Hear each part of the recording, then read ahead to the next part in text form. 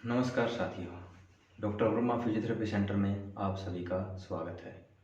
आज हम एक स्पेशल टॉपिक लेकर हाजिर हुए आपके सामने। वो है फिजियोथेरेपी की अवेयरनेस के बारे में।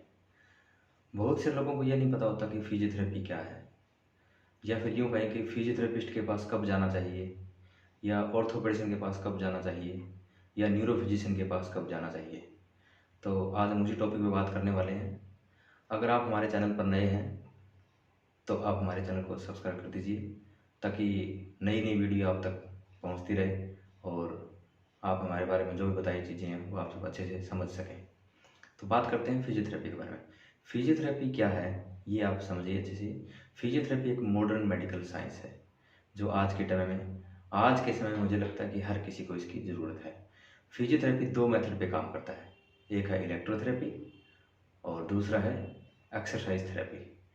इलेक्ट्रोथेरेपी में क्या होता है कि बहुत सारी मशीनें यूज की जाती हैं, बहुत सारी मशीनों का यूज करके और दर्द को ख़त्म किया जा सकता है। उसमें मैं मुख्यतः मशीनें आती हैं जैसे आईएफटी हो गया, टेंस हो गया, इंटरमिटेंट लंबर ट्रैक्शन हो गया, शॉर्ट वेव डायथर्मी हो गया, शॉक वेव हो गया, लेजर थेरेपी हो गया। इसमें मुख्यतः क्या करते हैं कि पहले फिजियोथेरेपी में क्या करते हैं, उसका डायग्नोज किया जाता है। डायग्नोज करके पता लग जाता है कि उसका मुख्य कारण क्या है, दर्द का मुख्य कारण क्या है। दर्द को ख़त्म करने के लिए फिर उस पॉइंट पे मशीनें अप्लाई की जाती है। वो फिजियोथेरेपिस्ट पहले डायग्नोज और कोज उसको देख के उस कोज को ख़त्म करते हैं, उसके दर्द का कारण क्या है। दर्द को ख़त्म करने के लिए जो मशीनें अप्लाई की जाती है वो फिजियोथेरेपिस्ट ही बता सकता है कि किस पॉइंट पे कौन सी मशीन कब अप्लाई करनी है। उसके लिए सबसे पहले दर्द का कारण जानना होता है कि दर्द जोड़ में आ रहा है, नसों का दर्द है, या किस कारण से दर्द है। और दर्द का मुख्य कारण पता करने के बाद में उस कारण को ख़त्म करके उस दर्द को वहाँ से ख़त्म किया जा सकता है। अगर ऑर्थो की बात करें तो जैसे जॉइंट है, जॉइंट्स में नी पेन हो गया, शोल्डर पेन हो गया, सर्वाइकल पेन हो गया, लंबर पेन हो गया, तो इस पॉइंट पे जहाँ भी दर्द आता है उसको मशीनों के द्वारा उस दर्द को ख़त्म किया जा सकता है। जहाँ तक न्यूरो की बात है, न्यूरो पेन जैसे पैरालाइज हो गया, सेरिब्रल पैल्सी हो गया, या पोलियो हो गया, जैसे इस तरह की प्रॉब्लम के लिए भी इलेक्ट्रोथेरेपी का यूज किया जाता है। और उसके लिए एक लंबर ट्रैक्शन मशीन आती है, इस पर ट्रैक्शन लगा के डिस्क के ऊपर जो प्रेशर आया हुआ है, डिस्क का प्रेशर नर्व पे जो आया हुआ ज्वाइंट पे, उसको ख़त्म किया जा सकता है। और दूसरा आता है एक्सरसाइज थेरेपी। एक्सरसाइज में क्या होता है कि पेशेंट को उस दर्द को ख़त्म करने के लिए मैनिपुलेशन किया जाता है। जो जॉइंट किसी का रिप्लेस हुआ हो उसको रिहेबिलिटेशन जिसको बोलते हैं, रिहेबिलिटेशन के द्वारा उस जॉइंट को वापस उसी रेंज ऑफ मोशन में लेके आना और स्ट्रेंथनिंग एक्सरसाइज करा के उसको ताकत देना। ये सारी चीज़ें फिजियोथेरेपी के अंदर आती है। एक्सरसाइज हमारी फिजियोथेरेपी में एक मेडिसिन का काम करता है, यानी कि कहने का मतलब ये कह सकते हैं कि फिजियोथेरेपी में बाकी सभी मेडिसिन को छोड़ के एक्सरसाइज ही मेन मेडिसिन होती है, जिससे समस्या को जड़ से भी ख़त्म किया जा सकता है। बस आपको ज़रूरत है एक अच्छे फिजियोथेरेपिस्ट की। तो ये हुई फिजियोथेरेपी की बात। अब जानते हैं कि फिजियोथेरेपिस्ट कौन होते हैं। फिजियोथेरेपिस्ट को एक मूवमेंट का डॉक्टर भी कह सकते हैं, यानी कि जॉइंट को मूवमेंट करके उस जगह से उसको सबसाइड करना या वहाँ से ख़त्म करना, और वो फिजियोथेरेपिस्ट ही कर सकता है। और दूसरा आता है कि फिजियोथेरेपी की ज़रूरत परी सर्जरी भी ज़रूरत पड़ती है और पोस्ट सर्जरी भी ज़रूरत पड़ती है। फिजियोथेरेपिस्ट के 4.5 साल का एक कोर्स होता है जिसको बैचलर इन फिजियोथेरेपी कहते हैं, जो आफ्टर +2 किया जाता है। +2 के बाद +2 में science, PCB, physics, chemistry, bio, उसके बाद किसी भी यूनिवर्सिटी में एडमिशन लेके आप ये कोर्सेज कर सकते हैं। बीपीटी करने के बाद में एमपीटी कोर्सेज होता है जो 2 साल का मास्टर डिग्री कोर्स होता है।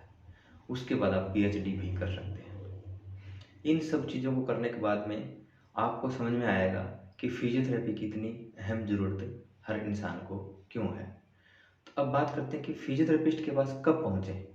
मोस्टली देखा जाता है कि पेशेंट फिजियोथेरेपिस्ट के पास तब पहुँचता है जब कोई डॉक्टर रिकमेंड करता है, या बहुत टाइम निकलने के बाद में जब वो दर्द से बिल्कुल परेशान हो चुका होता है, दवाइयाँ खा खा के थक चुका होता है, तब उसको समझ में नहीं आता कि अब क्या किया जाए।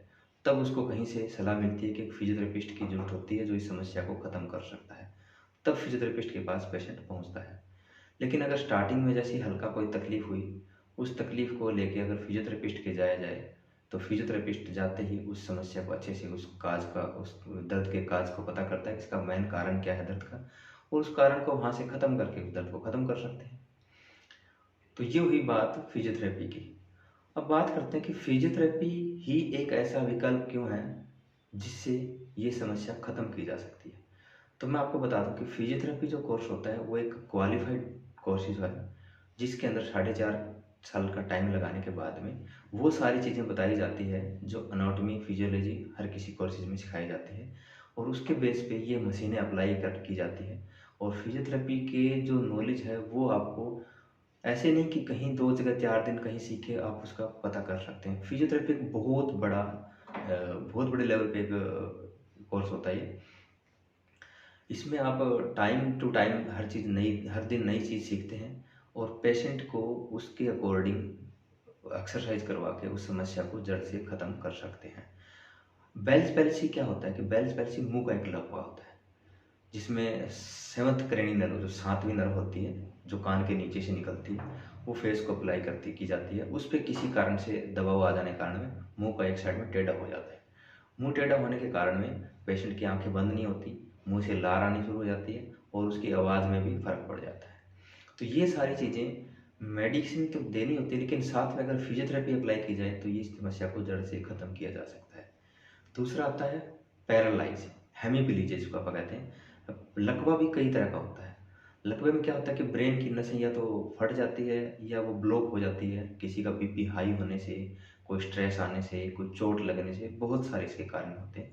तो उसमें क्या होता है कि शरीर का एक हिस्सा काम करना बंद कर देता है, किसी का हाथ काम नहीं करता, किसी का पैर काम नहीं करता, किसी का फुट ड्रॉप हो जाता है, या किसी की ज़बान लड़खड़ा जाती है।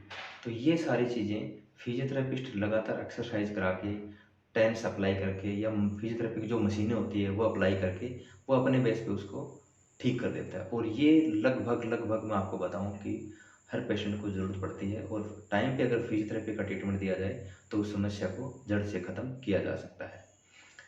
तो आज के लिए सिर्फ इतना ही। अगली वीडियो लेके जल्दी आपके सामने हाजिर होंगे। आशा करते हैं कि आपको आज जो कुछ बताया गया वो आपको अच्छा लगा होगा और आपको पसंद आया होगा। अगर आपको समझ में आया हो तो हमारे चैनल को सब्सक्राइब कर दीजिए, और आगे के नोटिफिकेशन आपको मिलते रहेंगे, और अच्छी अच्छी वीडियो लेके अगली बार आपको फिर मिलेंगे। तब तक के लिए नमस्कार।